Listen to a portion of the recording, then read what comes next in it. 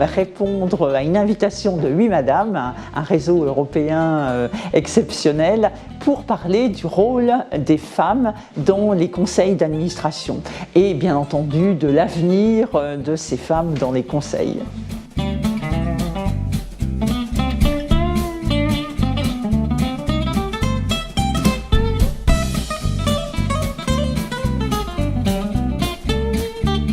Le réseau est absolument essentiel et je dirais tout à fait par humilité que je compense mes lacunes par le réseau.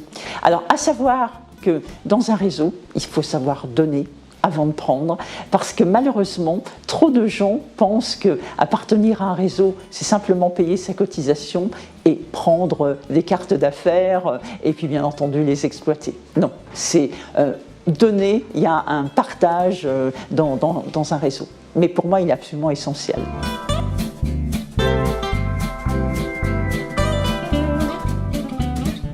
Il faut savoir que la diversité des points de vue crée de la valeur ajoutée. Le fait de voir arriver des femmes dans des conseils apporte cette diversité, et notamment sur des sujets très précis comme les plans de succession. Il faut savoir que les conseils d'administration ont été appelés pendant très longtemps des Old Boys Club et que les administrateurs hommes n'osaient pas poser la question au président de savoir qui lui succéderait. Pourquoi ? Parce que c'était souvent des amis du président. Donc, ils avaient peur que le président ne prenne ombrage et naturellement, bien souvent, les présidents pensaient que l'un des administrateurs voulait prendre sa place.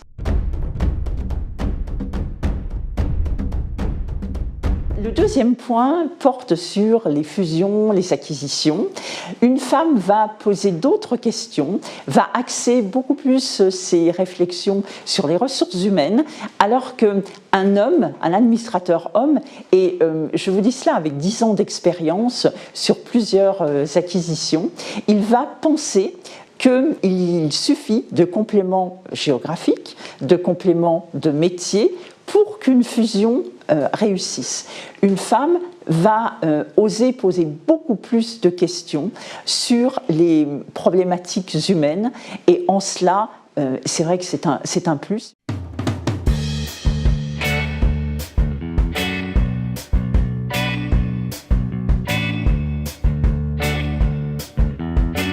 Cette loi Copé-Zimmermann date donc de 2010. Elle impose en fait aux sociétés d'avoir 20% de personnes de même sexe. En fait, ça veut dire 20% de femmes au sein de conseils d'administration en 2014 et 40% de personnes de même sexe, en fait de femmes en 2017. Depuis que nous avons cette loi, eh bien, il y a une professionnalisation de la recherche des membres du Conseil. Donc, c'est-à-dire que quand on va chercher une femme, on ne va pas chercher une copine, mais on va chercher un profil, une compétence. Ça a été de faire du lobbying, mais de façon tempérée, de façon à ne pas activer un féminisme exacerbé qui fait peur aux hommes dans les conseils. Et je constate que certaines femmes ne rentreront jamais dans des conseils parce que lorsqu'elles se présentent, elles y vont, vraiment de façon grossière, et elles veulent affirmer leur présence, leur supériorité féminine, alors qu'en fait, il faut jouer la complémentarité.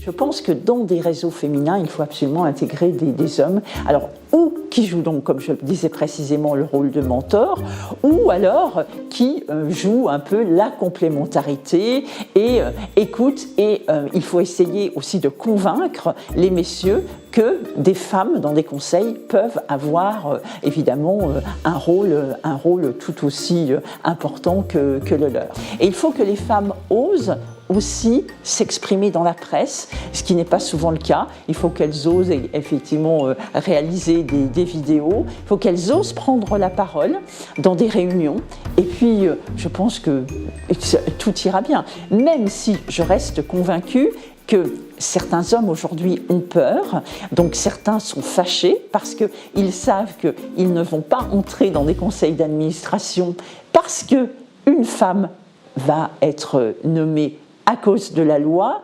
Donc il y a aussi des efforts à faire pour essayer de leur comprendre que ce n'est pas parce que vous êtes une femme et que vous risquez d'être une femme quota. Mais je dis toujours à des femmes quota, n'ayez pas honte d'être une femme quota. Vous allez, une fois rentrée dans votre conseil, montrer ce dont vous êtes capable de faire et puis tout ira bien.